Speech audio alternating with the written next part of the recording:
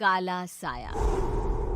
यूं तो बनारस घाट अपनी खूबसूरती के लिए बहुत प्रचलित है, पर घाट के किनारे कई राज लिए बैठे हैं।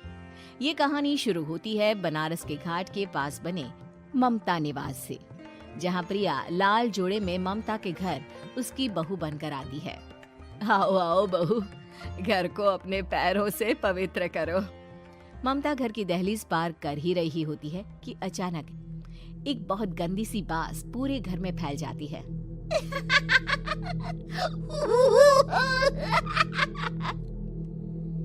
ये बदबू और ये आवाजें, ये कौन हंस रहा है माँ? अब ये पड़ोसी ना हमारे थोड़े अलग से है। कहाँ हम शाकाहारी और ये मांस मच्छी खाने वाले। छोड़, तू ध्यान मत दे और गृह प्रवेश कर। और हाँ बहू, अपनी सास की एक बात हमेशा याद रखना, इन पड़ोसियों से तो कभी बात नहीं करेगी। अच्छे लोग नहीं है ये। अपनी सास की ये बात मानेगी ना बेटा? हाँ माँ, जो आपकी मर्जी, मैं उनसे बात नहीं करूंगी। अगले दिन प्रिया अपनी पहली रसोई बनाने रसोई घर में जाती है।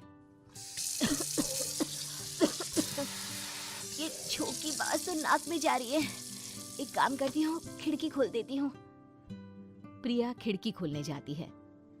इतने जाले, लगता है इस खिड़की को कभी खोला ही नहीं गया।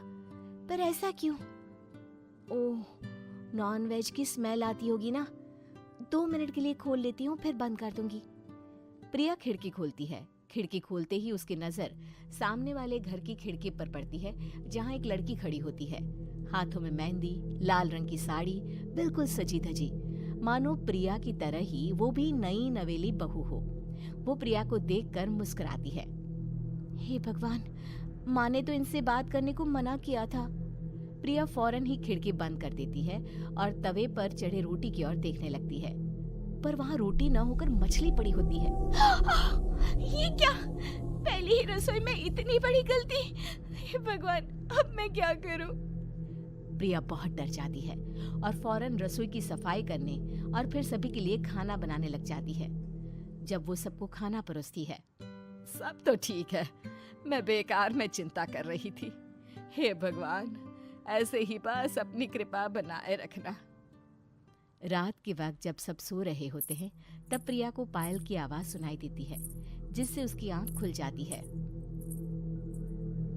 ये पायल की आवाज कहाँ से आ रही है? प्रिया उठकर उस आवाज के पीछे छत की सीढ़ियों तक जाती है। तभी उसे बच्चे के रोने की आवाज आती है। प्रिया छत पर जाती है तो क्या देखती है? वही लाल साड़ी वाली लड़की अपनी गोद में एक नवजात बच्चे को घुमा घुमा कर सुला रही है। तभी प्रिया की नजर उसके पेट पर पड़ती है। ओह गॉड, ये तो प्रेग्नेंट भी है। सुनिए, बच्चा सो नहीं रहा है क्या? मैं कुछ मदद करूं? नहीं नहीं, आपके घर वालों को अच्छा नहीं लगेगा, मैं संभाल लूंगी। स्नेहा की गोद से बच्चा हाथ मारकर प्रिया की गोद में आने को छटपटाने लगता है। दोनों घर अगल बगल में बने होने के कारण प्रिया उस बच्चे को गोद में ले लेती है। प्रिया के पास आते ही वो सो जाता है। बच्चे का वो स्पर्श रात भर प्रिया भूल नहीं पाती और अगली सुबह वो छत पर कपड़े सुखा रही होती है। तभी उसे एक औरत इशारा करके बुलाती है। स्नेहा कह रही थी बाबू तुम्हारी गोद में आते ही सो गया। मैं गौरी, स्नेहा की माँ हूँ। बहू, घर आना, बाबू को खिला भी लेना।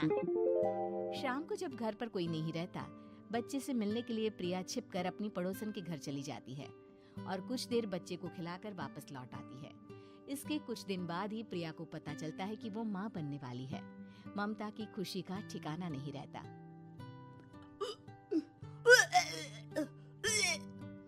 माँ जी, पता नहीं क्यों उल्टी आ रही है।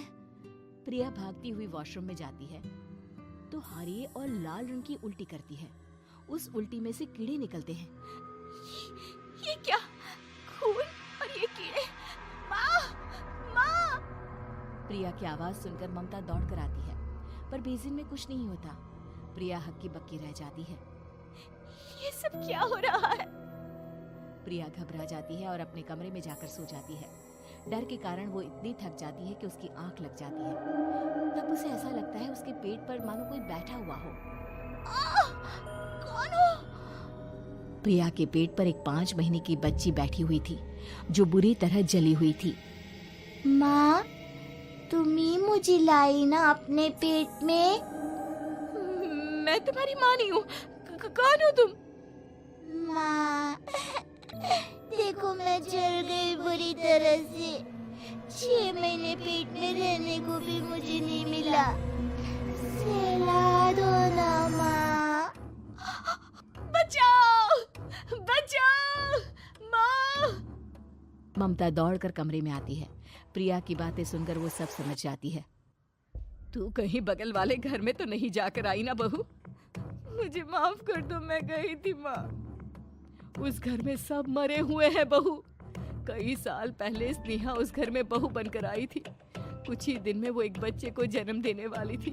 पूरा घर बच्चे के आने की खुशी में खोया था कि एक दिन अचानक उस घर में आग लग गई। सब बुरी तरह जलकर मर गए। गौरी आज भी दादी बनने का इंतजार कर रही है और इसीलिए स्नेहा ने अपना अजन्मा बच्चा तुम्हारी कोख में डाल दिया। ममता ये कह रही होती है कि पीछे से उसके पैरों को एक बच्चा पकड़ लेता है। दादी, दादी। माँ, स्नेहा की गोद में यही बच्चा था। ये बच्चा कौन है फिर? तेरी मौत है। तेरी भी दादी। जिस चीज का ममता को डर था वही हो गया। ममता निवास के ऊपर मौत ने चादर बिछा दी थी। प्रिया का पेट ऐसे बढ़ जाता है मानो 9 महीने का हो। 2 हाथ उसके पेट से बाहर निकलते हैं। बहू, संतोष को फोन कर, किसी पंडित जी को बुला बहू। प्रिया का पति भागता हुआ घर आता है। ये तो होना ही था माँ। तेरा पाप तेरे सामने आ गया तो तू सह नहीं पा रही है। स्नेहा घर में आग लगी नहीं थी, माँ ने लगाई थी, प्रॉपर्टी की लालच में। और वो बच्चा मेरी पहली पत्नी का बच्चा है, मेरा बेटा, जो कि उस आग की चपेट का शिकार हो गया था। मैंने तुमसे ये सब माँ के कहने पर छुपाया था। मुझे माफ कर दो प्रिया। तुम अगर चाहो तो यहाँ से जा सकती हो। मैं तुम्हें किसी भी बंधन में रखना नहीं चाहता। मेरी शादी हुई है आपसे, मैं आपको छोड़ नहीं सकती, पर उससे पहले हमें स्नेहा, उसकी माँ और बच्चे की आत्मा की शांति करवानी होगी। संतोष और ममता गौरी के घर जाते हैं। अंदर सब कुछ जला हुआ होता है। जमीन पर जली हुई लाशें बिखरी हुई थी। ममता रो रो कर अपनी करने की माफी गौरी से मांगती है। प्रिया स्नेहा के घर वालों का अंतिम संस्कार करवा देती है और ममता निवास फिर से आत्माओं के साए से मुक्त हो जाता है।